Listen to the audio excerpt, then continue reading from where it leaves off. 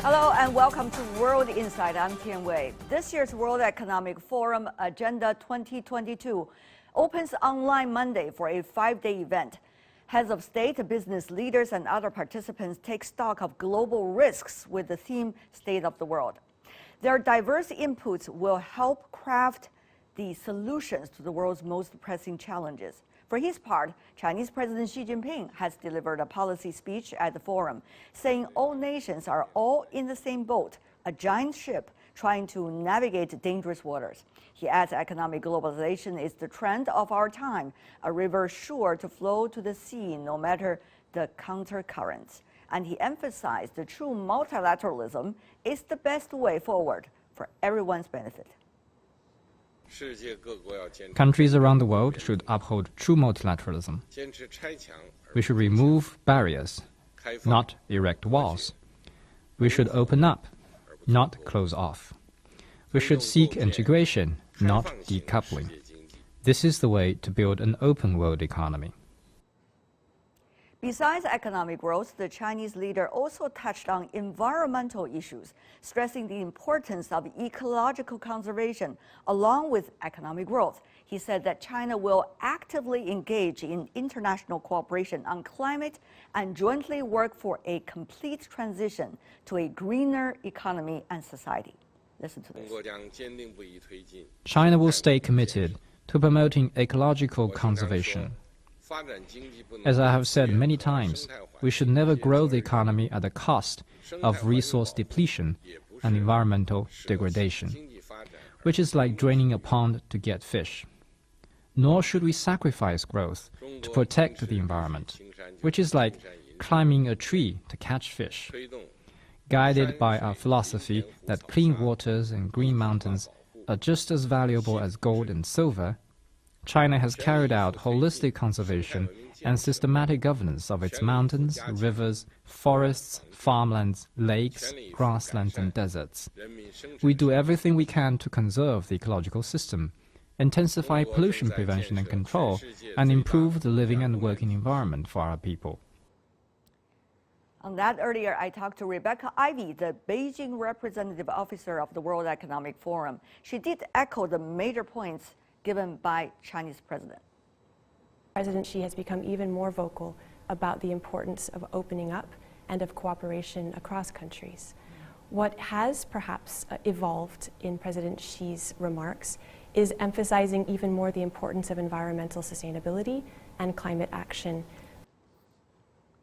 The World Economic Forum 2022, Agenda 2022, in fact it is called, provides a platform for global leaders and stakeholders to jointly work on solutions for the biggest global risks, as advocated by Klaus Schwab, the founder and executive chairman of the World Economic Forum. At this pivotal moment, I see several priorities for the global agenda. We must continue to fight against the global pandemic. We must revitalize the global economy and accelerate its transition to net zero. We must preserve biodiversity by deploying nature-based solutions, and we must narrow the gap between the rich and the poor to achieve more sustainable global development.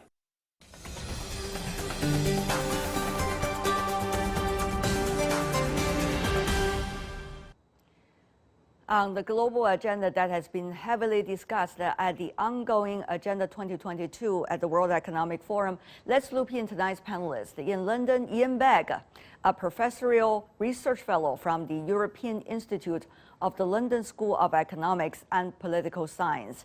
Also, we have in Beijing, Liu Baocheng, the dean from the Center for International Business Ethics from the University of International Business and Economics. We hope later there will be more panelists join us when they are ready online. Professor Begg, go to you first. Of course, World Economic Forum, before the pandemic, every year annual meeting. This time it's different. It's called Agenda 2022, and yet it is setting some of the most important global challenges right in front of everybody's eyes, including the global leaders. So what do you think? A rallying moment or reflection moment? That's two R's to start with, rallying and reflection. And I think there's also a third one, which would be rebooting, because there is a need to rethink much of the global socio-economic system that has been shown to be, let's say, under challenge as a result of the pandemic. And I think there will be many people in virtual Davos who will be thinking about how do we do things differently in future compared with what we've done in the past. To give one example of this, there are certain industries, such as international travel, which have suffered very badly during the pandemic, but they've also been to some extent replaced by engaging in virtual communication. So the acceleration of some of these new communications technologies is something that will come into the story. But I think that there is much in President Xi's speech which is at the core of the agenda that's being discussed for not just Agenda 2022 as interpreted by Davos, but also the way the rest of us see the world evolving. Also, we are joined on the phone Professor Bert Hoffman, who is the director of the East Asian Institute at the National University of Singapore. Bert, good to hear your voice. Tell me, what is your take as the world is struggling with domestic priorities and also global agenda? Well, so President Xi clearly emphasized this global agenda, and I think that is very for the meeting in Davos, where many global leaders come together.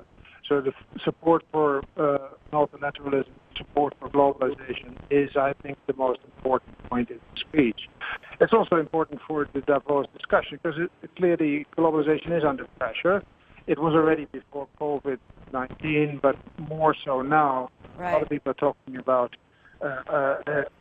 reducing globalization to become less vulnerable. I don't think that's the solution. It's good to hear from President Xi that he believes that it is not the solution either. I guess our producer needs to have a better connection with Professor Hoffman a bit later. Let me talk to you a bit later. Professor Liu Baocheng with me also on the phone from Beijing. Professor Liu, there seems to be absence of some important figures, for example, from certain countries at this year's Agenda 2022. However, many of the global challenges are actually shared by everybody. So, Professor Liu, what do you think the China's role could be? Well, I think China sets a good example, although the world are really treating the coronavirus in a different way, which is understandable. But China does set a good example as how they manage the coronavirus so that people can really keep a normal life and keep a increasing return to productivity by Chinese labor force. And that is also why China is able to export more to satisfy the critical need of many other countries who are really suffering from this pandemic. And secondly, I think China maintain its strong put in the global supply chain by continuing operating its manufacturing hub, so that from daily utilities to industrial use, and China is ready to supply. And third is the China's e-commerce. China's e-commerce does not only help the Chinese people to keep a routine and normalized life, but also is helping the world because e-commerce is really spreading across the world in the line with the digital economy that is being more and more globalized. Okay. Now, Mr. Berg, let me also go into some details about this. Agenda is one thing. Real actions are the other thing. So have we seen some real progress since some of the global challenges have already been clearly identified over the past few years? Well, yes and no. I think the big danger with a speech such as President Xi's is it all sounds very optimistic. There are good things in it, which everybody can agree to. But where it gets difficult is where there are hard choices to be made. Now, let me take two examples of this. One is vaccine rollout to those parts of the world which have not yet received sufficient vaccines. We talk about this as saying nobody is safe until everybody is safe. But the same applies to something like climate change, where I'm sure you're aware that many of the participants in COP26 in Glasgow last November were quite critical of India in particular, but also in China, in not wanting to do things as quickly as the rest of the world wanted. And there again, climate change is yet another example of nobody is safe until everybody is safe, because of the risks of things going badly wrong. So I think we have to look beneath the warm rhetoric and consider whether there's substance to some of the proposals that are being made, not just by President Xi, but by other participants in Davos, and be really critical of whether we believe them. Professor Liu, then I have to let you respond about the speed, the commitment, the differences developing developed economies, and also the pace of commitment and fulfilling the commitment.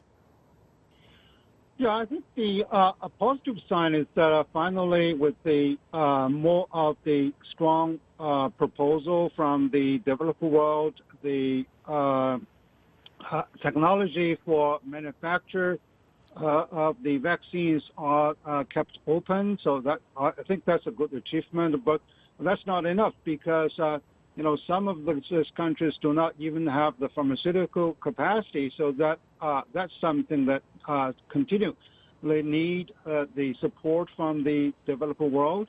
And the other is that the debt issue, because of the high rise of the inflation, and the debt issue in those developing countries are getting more and more serious, and whether those the developed world are able to introduce a sort of a haircut over the debt. So that's also a great question that needs to be answered. And of course, for climate change, people right now, come to the immediate challenge of dealing with COVID, but that does not really front the also imperative issue of climate change. So much of the talk is there, and we see business are moving, but the more of the consensus and coordinated efforts are still required. Professor Hoffman, can you also hear me? If you can, we can reflect upon 5 years ago when Chinese President Xi Jinping was making a groundbreaking speech at the World Economic Forum, in which he talked about China's understanding of globalization and the roles and responsibilities. And now, 5 years later, he made another speech. Of course, the world has been changing so much. So how would you compare the time then and now, and the priorities that countries are struggling with?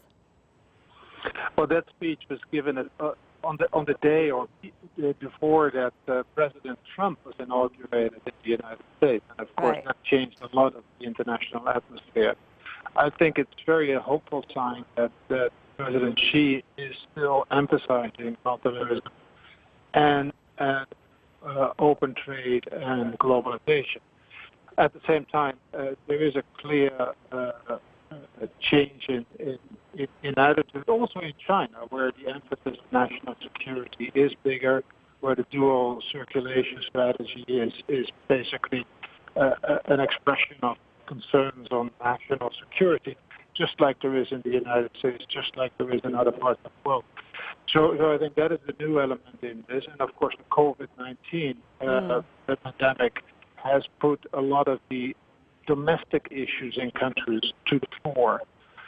So China has done relatively well managing the COVID-19. Other countries have less so. And I think a lot of countries are in a stage where they're trying to first resolve their domestic issues rather than some of the international issues.